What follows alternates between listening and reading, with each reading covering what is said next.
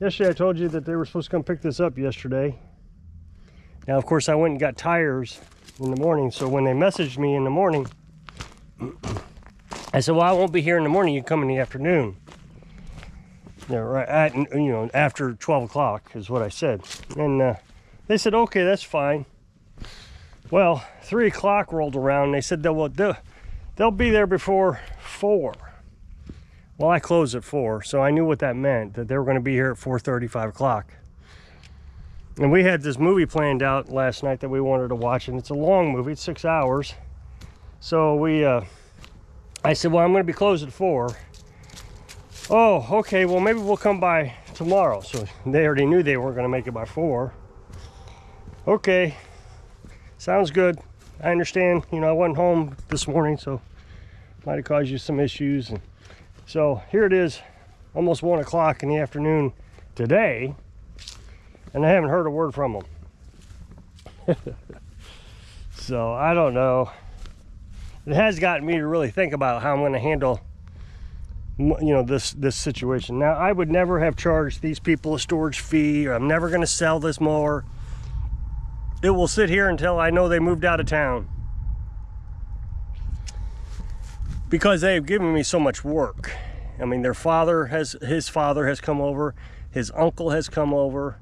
I mean, it's a good amount of work, and he's brought that mower over several times, so I'd rather not just, upset the entire town. So it's got me to thinking about, I've thought about this a lot, about storage fees. And I know everybody on the internet wants me to do one thing or another. And one thing everybody wants me to do is charge diagnostic fees. I don't charge diagnostic fees. I don't see the point. It's just not that hard to diagnose a machine. It takes you 3 minutes. And, folks on the internet want me to charge you $100 to do that. You spray starting fluid in it, it starts or it doesn't. You hook up a spark tester, it either sparks or it doesn't. And then you got compression. It's just not that difficult. So I don't see the point in charging. And if I don't charge diagnostic, if somebody calls and says how much you charge, I'll say, hey, don't worry about it. What you do is you bring it over. I'll tell you how much it's going to cost to fix, and then I'll let you know. Totally free. Well, now the machine is here. What's the likelihood that they're going to say, oh, no, I'm just going to come pick it up? It's never happened. They could, but the likelihood of them bringing it all the way over here, me telling them how much it's going to cost, and I'm such a low cost that, there's no sticker shock with me. So that's why I do it. It's because I think I gain more business doing it that way. But on the other hand, I'm always worried that somebody's going to leave their mower here, and then I got to deal with it. Now, in Missouri, you can have a deadline. You can say you got to have it picked up in 2 weeks, or I'm going to start charging you storage fees. And after a month, whatever your policy is, after a month, I'm going to send you a letter, a certified letter, let you know that I'm going to sell it in another month. So, now you're up to 2 months, 2.5 months, and then you sell it. The problem with that is, let's say it's an $80 charge, and you can sell that mower for $600 or $700. Do you sell it for $80 or do you sell it for $600 or $700? And here's the reason I say that. If I sell it for $80, I keep all the money. If I sell it for $600 or $700, I have to give the rest of the money to the state. It's their money. And if I don't give it to the state, the owner of the mower can say, did you get your money? And if they say, no, I didn't get your money, then the state can come after me. So they can actually turn me in for selling their mower and not giving the money to the state. Now, some people get around this by charging storage fees. And I get the idea of that. The problem I have is I'm in a small community. If you can't afford to pick up your current repair at the cost that it is at, and I start charging you, and AI said this, $10 to $20 a day, and you have it here for another week, well, if you couldn't afford the $80 or whatever it was, how are you going to afford the $70 or $140 extra that I'm going to put in storage fees? They're not going to pay it. It's just going to sit here. So then you have all these storage fees, and then you sell it, and then you keep more of the money because you can add in those storage fees. But I'd rather not have to go through all that.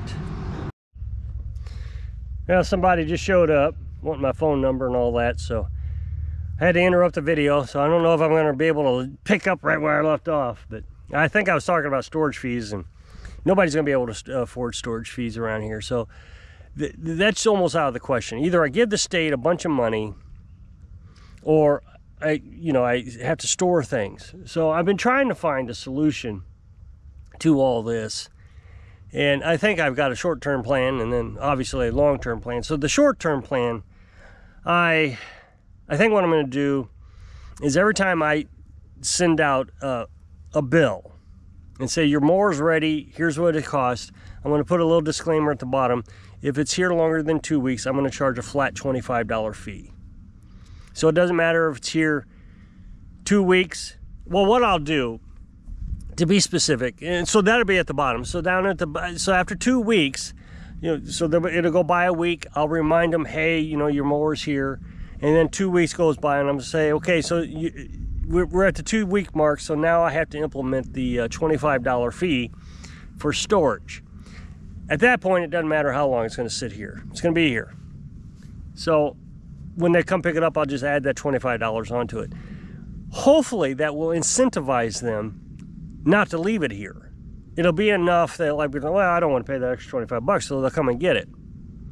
I mean, that might have happened here if I'd have just said, hey, in the beginning, after 2 weeks, I'm gonna add on 25 bucks. Of course, they could argue, I'm not gonna pay it, so I ended up taking the money the way it is anyways. But the point is hopefully I can incentivize them. That way I don't have to deal with the state, and I can just be done with it. Now, a while back, a long time ago, maybe a year ago actually, I was telling you what I want to do with that other channel. So my goal is to get it to a certain level of income revenue. And I know that's terrible. You're not allowed to talk about making revenue on YouTube. That's just a crime. But that's what I'm going to do. So when I get to that level, hopefully in 4 years is my goal, I will be able to basically shut down the lawnmower repair business. And now my original plan was, and I still may do it, is to buy used lawnmowers, $50, that don't run, off Facebook Marketplace. And then I can flip them. And that may be several videos. The first video is, bad carburetor, so you change the carburetor. The next one might be flat tire. The next one might be belt changes. And so it gives you 4 or 5 videos doing the same thing I'm doing with lawnmower repair videos with customers. Same thing, except it's, one I own. So for that $50, I'll have that lawnmower repaired. I'll make 5 or 6 videos, and those videos could make $300, $400, $500 in their lifetime, maybe more, maybe $1,000. They'll just keep on going, making money all through the years. So if I do that, then I can give away the lawnmower and I have to deal with anybody. I can just set it up at the curb and they can come pick it up if they want it. It's theirs. If they take them all, that's theirs. It just doesn't matter to me. If they want to sell them, that's their deal. I don't care. But then I got to thinking, but I could still help people around here with their lawnmowers. And here's what I came up with this morning. Is if I decide to close down the shop and no longer do business, I can take a lawnmower, I can post on Facebook, I'm taking applications to repair your lawnmower. Here's the criteria. I don't want any junk mowers. It's if it's more than 20 years old, don't bother filling out an application. And they can fill it out right on Facebook. Just, post it right onto my page, and I'll read it, and I'll know that's what they want, what they want to do.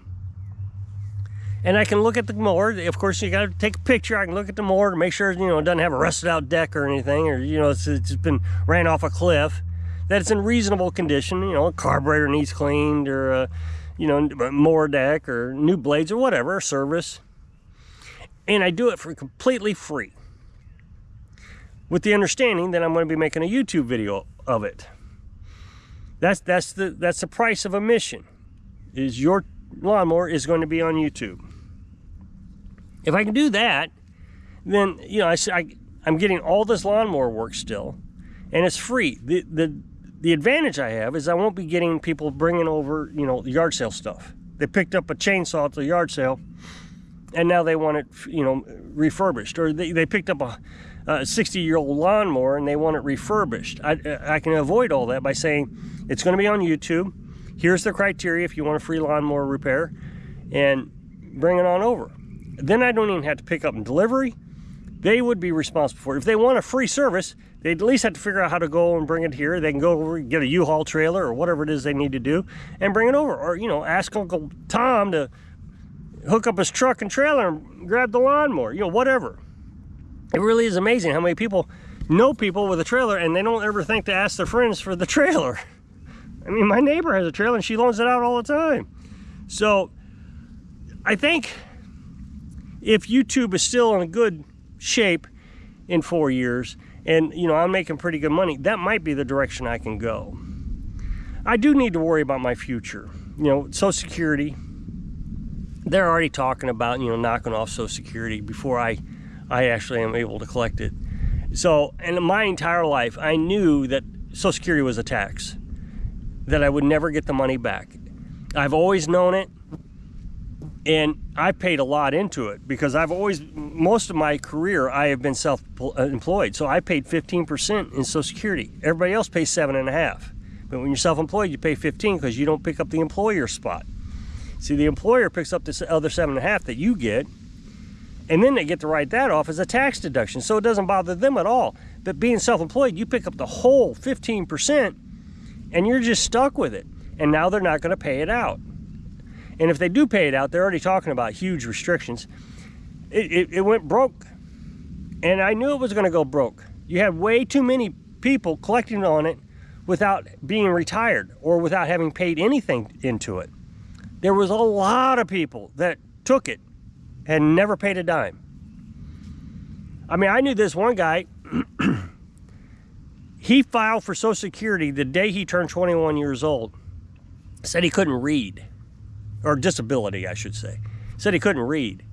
And he got it. So he never paid anything into it. Nothing. And he got money from it. And that's why it's failing. And they stole so much from it. They took it and put it in other things, and there was no hope of it surviving so it was always been a tax for me. So I know that I'm gonna have to work until the day I die, or at least do something.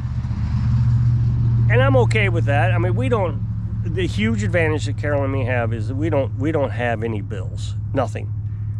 There's just nothing for us to have to worry about. The truck's paid for. Occasionally we have to put tires on it, whoop-de-doo. The taxes on the place are, you know, $45 something, something like that, $45. You know, we have a couple phones. We probably can find better plans for phones. So we have 2 bills for the phone, and that's probably our biggest bill. The insurance for the truck, that has come down significantly. And then we pay taxes at the end of the year for the truck. And that just seems to be outrageous every year. They keep raising that because the value of the truck keeps actually going up. It's the first time I've ever seen it in my life, but the truck value keeps going up in value. So, but as long as I can just scrape up a little money each month, I think we should be fine. The biggest concern, obviously, is once I make that kind of commitment, if something happened to YouTube, and you know, another platform picked up the YouTube's performance, or whatever happened, or Google shut down, or whatever happened, then, you know, I put all my eggs in one basket. I've never done that before. You know, everybody said that I put all my eggs in the basket with this channel, but I knew I didn't, because I always knew that I'd be able to work lawnmowers. But if I tell the community that I'm doing lawnmower work for free, and then I come back the next year and say, no, I'm going to charge again.